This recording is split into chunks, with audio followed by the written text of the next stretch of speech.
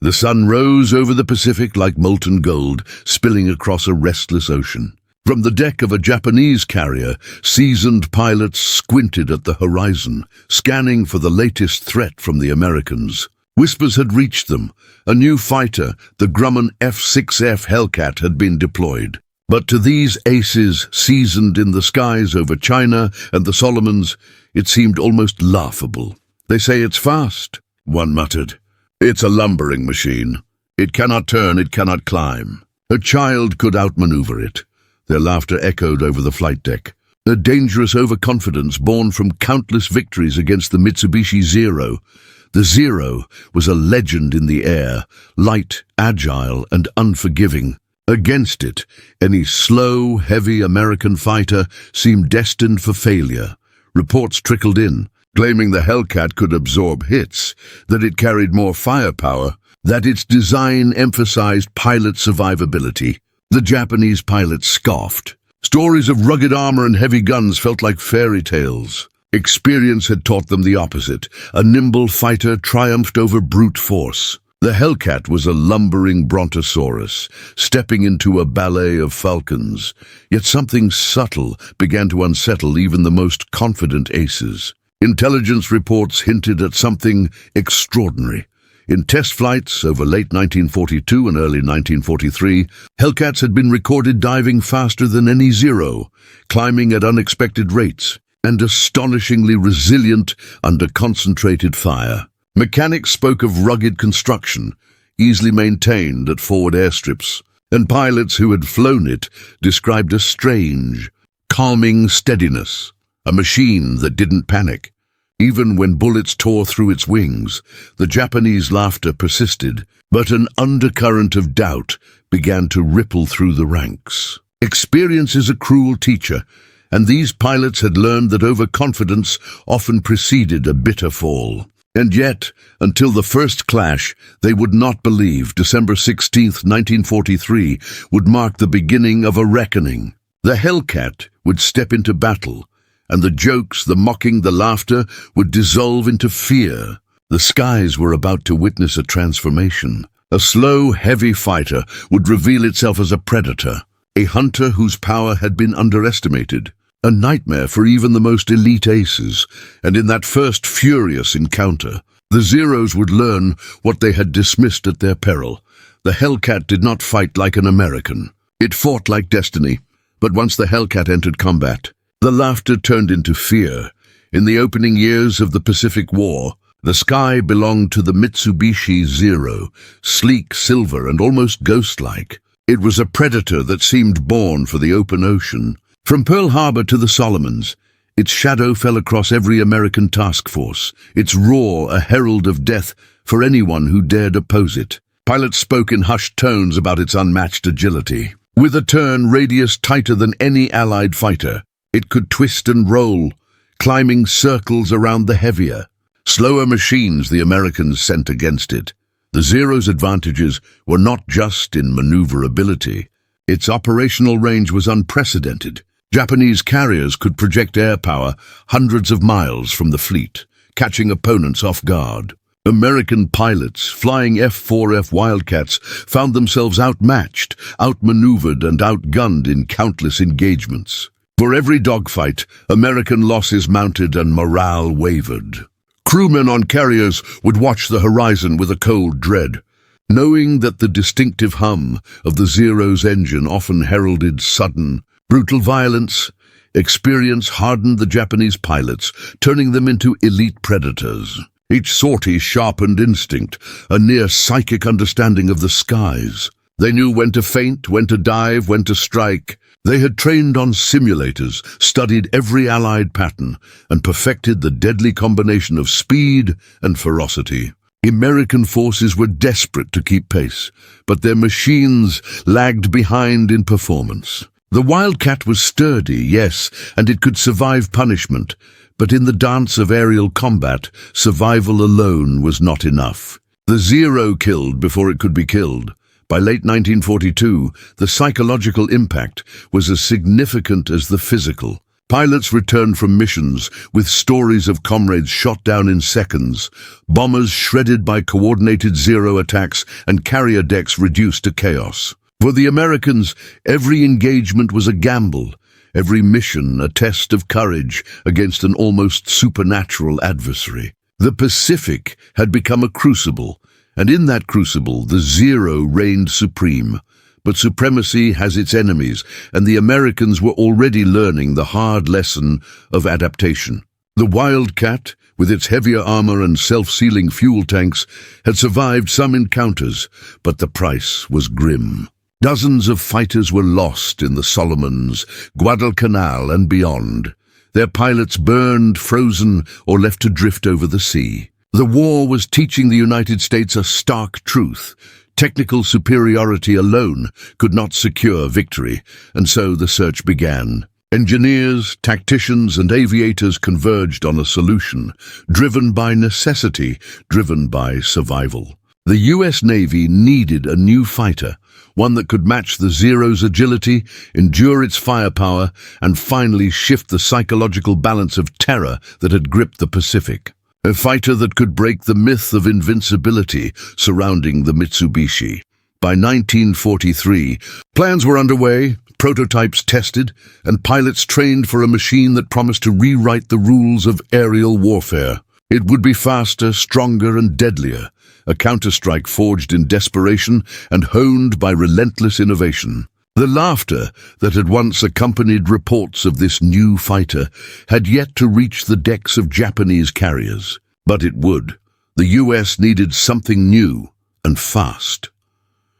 In the mid-1942 corridors of Grumman aircraft engineering, a storm was raging, not in the skies, but on drafting tables and in testing hangars. The United States faced a brutal reality. The Mitsubishi Zero had shattered assumptions, destroyed carriers, and humiliated American air power. The Wildcat had proven resilient, but it was not enough. The Navy demanded a fighter that could dominate, and they demanded it fast. Grumman answered with urgency bordering on frenzy. Engineers worked in near-constant shifts, welding, drafting, and recalculating. There was no time for elegance, no room for compromise. Every decision was tactical, every bolt and panel chosen for survival, durability, and firepower. The Hellcat was conceived as a predator, a brute designed to outlast and outfight anything the Japanese could throw into the air. From the outset, the design emphasized protection. Armor plating encased the cockpit, shielding the pilot from machine gun fire that would have shredded earlier fighters. Self-sealing fuel tanks were installed to prevent the catastrophic infernos that had consumed countless Wildcat crews. But protection alone would not suffice. The Hellcat's real weapon lay in its sheer firepower, 6 50-caliber M2 Browning machine guns, mounted in the wings with devastating arcs of coverage. Each gun could rip apart a Zero's fragile fuselage in seconds. Power was another critical element. Grumman installed a massive 2,000-horsepower Pratt & Whitney radial engine, an engine capable of accelerating the Hellcat with surprising agility despite its bulk. The engineers had learned from every encounter with the Zero, every pilot report, and every failed Wildcat engagement. The result was a fighter that could climb rapidly, dive with terrifying speed, and shrug off punishment that would have grounded lesser machines. The Hellcat was not beautiful. Its broad wings and robust fuselage betrayed a utilitarian philosophy: survival over style, dominance over grace. To the untrained eye, it appeared almost clumsy. To the veteran pilot, it was a revelation, a flying tank with the heart of a predator. Prototypes were tested rigorously. Pilots were briefed on its strengths and limitations. Reports noted that the Hellcat could absorb hits that would down a Zero instantly, could maintain speed in maneuvers that would stall lighter fighters, and possessed stability that allowed even inexperienced aviators to fight effectively under duress. Every day in the skies of New England's testing grounds brought the Hellcat closer to readiness for its ultimate battlefield, the Pacific Ocean. Yet even as the prototype roared down runways and climbed toward the clouds, A question lingered among pilots and engineers alike. Could this armored brute, this fusion of firepower and engine torque, truly match the elegant lethal ballet of the Mitsubishi Zero? Could a machine built for survival overcome one built for instinct and finesse? But could this brute match the elegant Zero?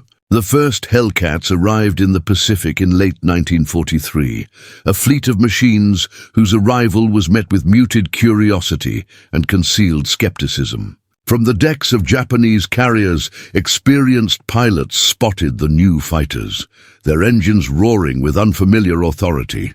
To them, the Hellcat was just another fat American machine, a lumbering attempt at confronting the Zero's elegant terror. They had faced heavier Allied planes before, and all had fallen like dominoes against the nimble Japanese aces.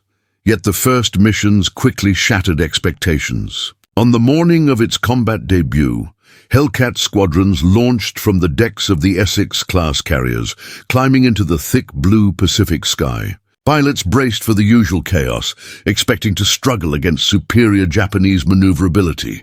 But almost immediately, something unexpected happened. The Hellcat held its own, matched speed with speed, turned with precision, and began to unleash its devastating armament. In early encounters, the kill ratios told a story that no theory could have predicted. Hellcats, though heavier and more robust, consistently outperformed the Zero in sustained dogfights. The 650 caliber machine guns tore through the lightweight frames of enemy fighters with shocking efficiency. Pilots reported seeing Zeros disintegrate in bursts of tracer fire, leaving flaming streaks across the sky. Survivors barely recognized the machine that had turned the tables. The myth of Zero invincibility was beginning to crumble.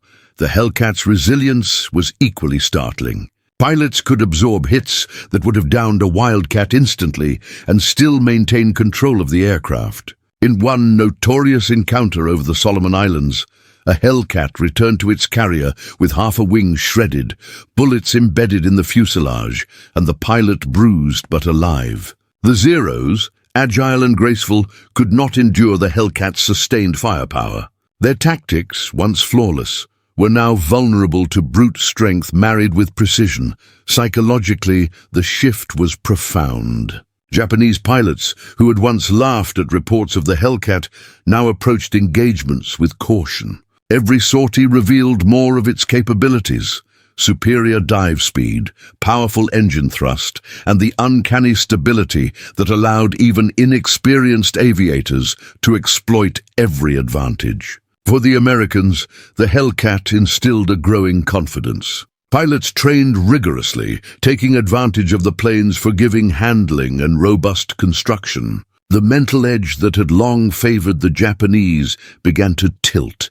By December 1943, after several months of combat testing, the statistics were unmistakable. Where Wildcats might achieve 1 kill for every 5 engagements, Hellcats were averaging ratios of 5-to-1 or higher. Reports sent back to the Navy headquarters were almost incredulous. The Pacific, long dominated by the Zero, was shifting under the weight of this new machine. The laughter of the Japanese aces was replaced with wariness, a grudging acknowledgement that the Americans had forged a fighter capable of challenging their supremacy.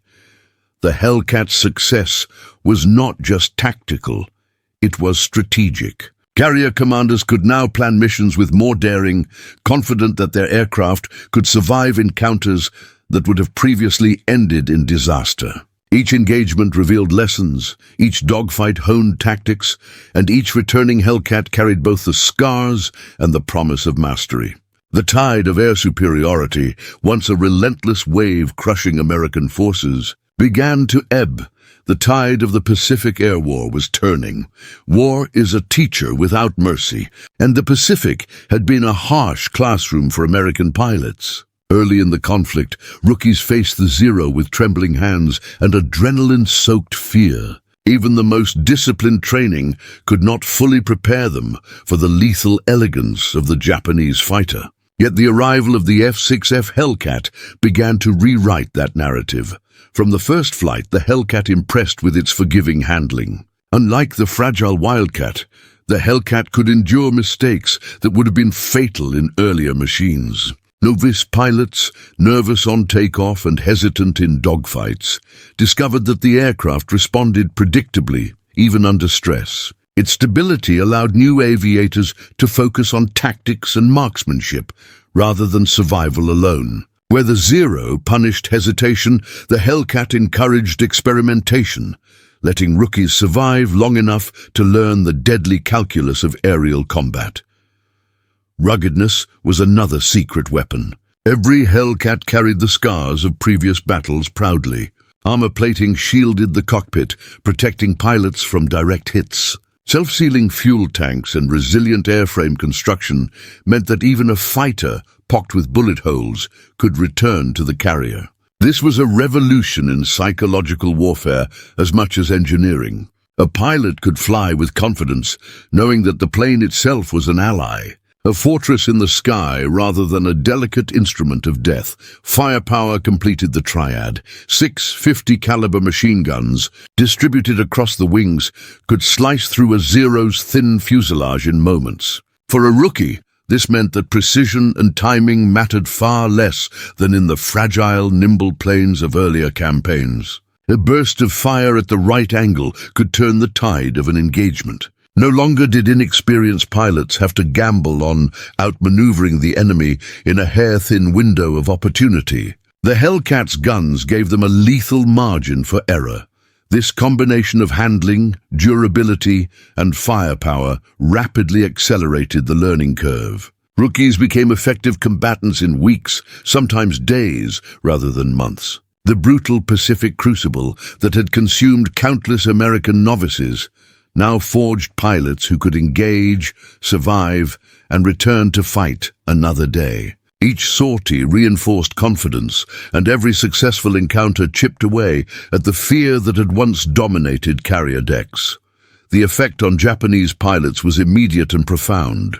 The fearsome reputation of their Zeros, cultivated through years of dominance, began to crack. They had expected inexperienced American pilots to falter, to be eaten alive in the air. Instead, they encountered resilient machines in confident hands. The combination was deadly. Engagements that might once have been easy kills now ended in stalemates, or increasingly, in the destruction of the Japanese aircraft themselves. By early 1944, the psychological landscape of the Pacific Air War was shifting. Carriers once hesitant to launch full-scale strikes began operating with new boldness. Novice pilots, armed with Hellcats, could challenge aces and survive. Every battle fed the growing legend of the aircraft, a machine that could transform the inexperienced into effective warriors almost overnight. And with every sortie, the narrative became undeniable. The sky was changing. The edge once held exclusively by the Zero was slipping, replaced by the power, resilience, and firepower of the Hellcat. Soon, the skies belonged not to the Zero, but to the Hellcat. In the skies of the Pacific, two philosophies collided with lethal consequences. On one side was the Japanese doctrine, agility, finesse, and instinct honed through years of aerial combat. The Zero embodied this approach, a machine designed to dance, twist, and turn with near supernatural responsiveness. Every pilot knew the sky as an extension of their body, and every maneuver was executed with a fluid grace that made interception almost impossible. On the other side was the American philosophy, embodied by the Hellcat: power, durability, and concentrated firepower. Where the Zero relied on delicate finesse, the Hellcat relied on engineering resilience. Its massive radial engine gave it acceleration unmatched by earlier American fighters, and its robust airframe could absorb punishment that would destroy a lighter plane. The 650 caliber machine guns were not an accessory. They were a central feature, a means to impose the American will on the air battle, rather than trying to out-twist the enemy at every turn. This contrast was more than technical. It was psychological. Japanese pilots expected to exploit their nimbleness, confident that superior maneuvering would compensate for American firepower. They calculated that a dogfight would be a ballet in which skill alone determined survival. But the Hellcat refused to play by these rules. Its design allowed American pilots to fight on the plane's own terms, climb aggressively, dive at high speed, and deliver concentrated bursts of firepower that could devastate even the most agile opponent. The turning point came in coordinated squadron tactics. Hellcats could absorb attacks, dive to gain momentum, and climb back with controlled precision, keeping the Zero in a constant state of reaction rather than initiative. Pilots learned to exploit energy advantage, to trade altitude for speed, to bait an enemy into a turn, and then strike from a superior position. The Zero's traditional superiority in dogfighting was neutralized not by matching agility, but by denying the opportunity to exploit it. By mid-1944, reports from the front lines were unanimous. In engagements over the Marianas, the Palaus, and the Philippine Sea, Hellcats were not only surviving, but dominating. Veteran Japanese aces, once confident in their aerial artistry, found themselves outgunned and outmaneuvered, not in the subtle twists of dogfighting, but in the raw calculus of power and positioning. The combination of the Hellcat's diving speed, structural resilience, and concentrated firepower created a new kind of air combat, one in which the Japanese doctrine of finesse was insufficient. Pilots and tacticians began to understand the implications. A fighter could be less agile and still control the sky if it dictated the terms of engagement. The Hellcat had transformed the psychological equation. American pilots, once cautious and fearful, gained confidence, while Japanese aces faced a relentless erosion of their previous dominance. This clash of doctrines, brute force versus ballet, survival versus agility, would define the battles to come. Every encounter tested not only machines, but philosophies, and the outcome was clear. A new standard had been set in aerial warfare. The Pacific would no longer belong unchallenged to the nimble and elegant. The rules had shifted, and the Hellcat was writing them, and nowhere was this clearer than in the great carrier battles of 1944. June 19th, 1944, dawned over the Marianas with a deceptive calm. From Guam to Saipan, the vast Pacific stretched, glittering like a mirror, concealing the approaching storm. American carriers launched their squadrons of F6F Hellcats into the sky, engines roaring with the promise of destruction. Japanese reconnaissance had spotted the fleet, but even their seasoned pilots could not have anticipated what awaited them, the culmination of design, training, and doctrine meeting in a single, devastating engagement. The Japanese called it the Great Marianas Turkey Shoot, a name that would echo through history. In a matter of hours, more than 300 Japanese aircraft, valiant, experienced, and once feared, were destroyed in the air. The Hellcats, combining superior speed, durability, and firepower, dominated from the opening pass. Dive after dive, American pilots unleashed the 650 caliber guns in precise lethal bursts. Zeros that once danced effortlessly now disintegrated under the sheer onslaught of concentrated fire. Psychologically, the effect was immediate and crushing. Japanese pilots trained for agility and finesse were confronted with an enemy that refused to fight on their terms. The Hellcat's rugged construction allowed American pilots to absorb glancing hits and continue fighting. Where a Zero pilot had once exploited the slightest miscalculation, now it was the Japanese who faltered. Panic rippled through formations as the new Predator revealed its deadly advantage. The Americans had also perfected tactics. Squadrons flew in coordinated waves, using altitude, energy, and crossfire to dominate the battle space. Pilots dived from above, maintaining momentum and positioning themselves for decisive strikes. Every maneuver was designed to exploit the Hellcat's strengths and the Zero's weaknesses. Veteran Japanese aces, who had once been legends of the Pacific, were caught in a maelstrom from which few emerged. By the afternoon, the sky was littered with wreckage. Flaming aircraft plummeted into the sea, their pilots either killed or forced to ditch. The numerical and technological superiority of the Hellcat had imposed itself brutally, decisively, and permanently. Carrier decks across the Pacific received reports that were almost impossible to believe. Entire squadrons of the enemy annihilated in a single day. The air dominance of Japan shattered. The Marianas Turkey Shoot was not merely a tactical victory. It was a psychological catastrophe for the Japanese. The aura of invincibility that had surrounded the Zero was gone. Novice pilots no longer trembled with fear, and veteran American aviators felt a surge of confidence that would carry them through the rest of the campaign. The Hellcat had proven that raw power, coupled with careful design and disciplined tactics, could dominate finesse and experience. By the end of June 1944, the implications were clear. The Zero's empire of the air, cultivated through years of battle and myth, was finished. The Pacific skies had been claimed not by grace or agility, but by force, resilience, and the terrifying efficiency of the F6F Hellcat. The Zero's empire of the air was finished. By the closing months of the Pacific War, the numbers told a story no propaganda could embellish. The F6F Hellcat had emerged not just as a competent fighter, but as a juggernaut of aerial warfare. Every statistic spoke of domination, every figure a testament to design, training, and sheer battlefield effectiveness. Across countless engagements, the Hellcat achieved a kill ratio that bordered on myth. 19 enemy aircraft destroyed for everyone lost. Over 12,000 Japanese planes had been committed to the fight against the United States by 1945. Yet the Hellcat had claimed nearly 20,000 of them, often with terrifying efficiency.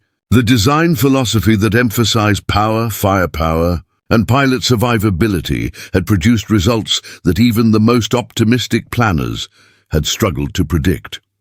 American losses, while significant, were dwarfed by the devastation inflicted on the enemy. More than 5,000 Hellcats were lost over the course of the war, many to anti-aircraft fire, accidents or attrition in the brutal island-hopping campaigns. Yet each loss was mitigated by the aircraft's ability to return its pilots safely when damaged, allowing veteran aviators to survive, learn, and fight again. In contrast, the fragile Zeros, often sent into battle with minimal protection, were lost in numbers that shocked the Japanese Navy. These statistics were more than just numbers. They reflected a seismic shift in the psychology of war. Novice American pilots, once terrified at the mere sight of a Zero, now entered the cockpit with confidence, trusting in the Hellcat's resilience and firepower. Veteran Japanese pilots, many of whom had survived the early victories of 1942 and 1943, were demoralized as their doctrines, tactics, and even their celebrated agility failed to withstand the raw, calculated power of the Hellcat squadrons. Operationally, the Hellcat allowed the United States to project air power with unprecedented scale. Carrier groups could launch missions deep into Japanese-held territory, confident that their fighters could engage the enemy on favorable terms. Air superiority was no longer a gamble, it was a given. The Japanese, despite training and courage, could no longer contest the skies effectively. Every encounter reinforced the lesson. Numbers, tactics, and technological advantage had aligned to favor the Allies decisively. By late 1944 and into 1945, the pattern was unmistakable. Battles were no longer close calls. They were routs. The psychological edge had shifted irrevocably. Japanese pilots and commanders realized that the loss of their aircraft and aircrew was no longer recoverable. Each defeat compounded, each engagement accelerating the collapse of their once dominant air force. The Hellcat had become more than a fighter. It was a symbol of strategic innovation, pilot confidence, and industrial might. Its legacy was etched not only in the wreckage of thousands of enemy aircraft, but in the minds of those who had witnessed its terrifying efficiency firsthand. For Japan, there was no way back. The F6F Hellcat was more than steel, rivets, and firepower. It was a lifeline. For countless American pilots, it was the difference between life and death in the Pacific's merciless skies. Lieutenant James "Jimmy" Patterson, a rookie assigned to the USS Lexington in early 1944, recalled his first encounter with a Zero. "I expected to die," he said years later. "I climbed, I dove, I tried to outmaneuver him, and I thought I would fail. Then I felt the Hellcat respond. I felt the guns under my hands, and for the first time I thought, maybe I can survive this." That survival became a recurring story. The plane's forgiving handling and armored cockpit allowed inexperienced pilots to endure where previously they would have fallen. For many, it wasn't just skill or luck.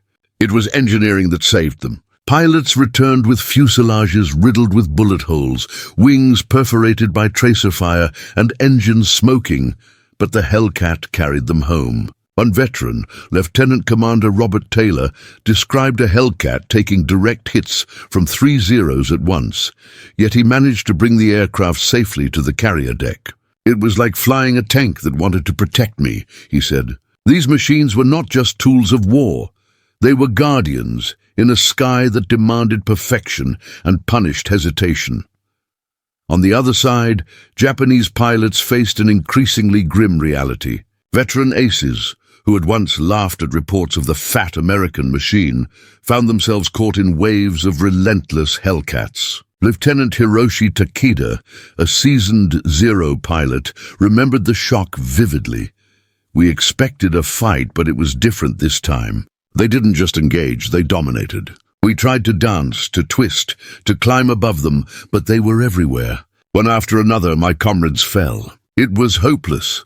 The relentless superiority of the Hellcat was more than tactical. It was psychological. Hope, once a shield in battle, eroded with every engagement, replaced by fear of the inevitable. The human cost extended beyond the cockpit. Carrier decks braced for waves of returning pilots, some victorious, many injured. Squadrons adapted to account for both physical and mental strain, aware that the war in the air demanded endurance as much as skill. The Hellcat's robustness gave pilots the chance to survive, but survival came at the price of witnessing loss. Friends, comrades, and adversaries alike consumed in the unforgiving calculus of aerial combat. Yet even amidst devastation, there were stories of resilience. Pilots who had survived multiple sorties carried the scars, both physical and psychological, but returned to fight, confident in their machine and their squadron. The Hellcat became a symbol not just of American ingenuity, but of the human spirit's capacity to endure under fire, to adapt, and to find strength where the odds seemed insurmountable. Across the Pacific, the psychological toll on the Japanese Air Force was irreversible. Every encounter with Hellcats reinforced a single, unavoidable truth. The balance of power had shifted. The laughter that had once accompanied reports of this new fighter had long since died, replaced by silence, apprehension, and a growing sense of inevitability. The laughter had long since died, replaced by silence. In the aftermath of the Pacific War, the F6F Hellcat stood as a testament not to elegance, but to effectiveness. It was not the fastest nor the most graceful aircraft in the sky, yet it achieved what few machines of war have ever accomplished. It changed the balance of an entire theater of conflict. Pilots remembered its power, its durability, and its uncanny ability to turn rookies into warriors. Every dive, every engagement, every wave of enemy aircraft, felled by its 650 caliber guns, became part of a legend forged in fire and steel. The Hellcat's legacy was broader than combat statistics. It symbolized America's capacity to adapt under pressure, to learn from failures, and to translate those lessons into engineering and tactics that decisively shaped outcomes. It was the product of speed and scale. Rapid prototyping, mass production, and rigorous pilot training combined to produce a fighter capable of meeting the Pacific's deadliest challenges. In every carrier hangar, on every flight deck, the Hellcat embodied resilience, both mechanical and human. For those who flew it, the aircraft was more than a machine. It was a shield, a weapon, and a psychological anchor. Survivors of the countless dogfights carried stories of narrowly escaped death, of comrades saved by the sturdiness of the fuselage or the forgiving handling of its controls. And for those who opposed it, the experience was unforgettable. The realization that the dominance of the Zero, once absolute, could be shattered by a combination of power, firepower, and tactical innovation. History remembers the Hellcat not for its flash, but for its effectiveness. It was not a symbol of elegance or style, but of adaptation, ingenuity, and the relentless pursuit of superiority under fire. Its impact was total. The skies of the Pacific, once a stage for Japanese mastery, were irrevocably transformed. Japan's pilots mocked the Hellcat until it outflew, outgunned, and outlasted them all.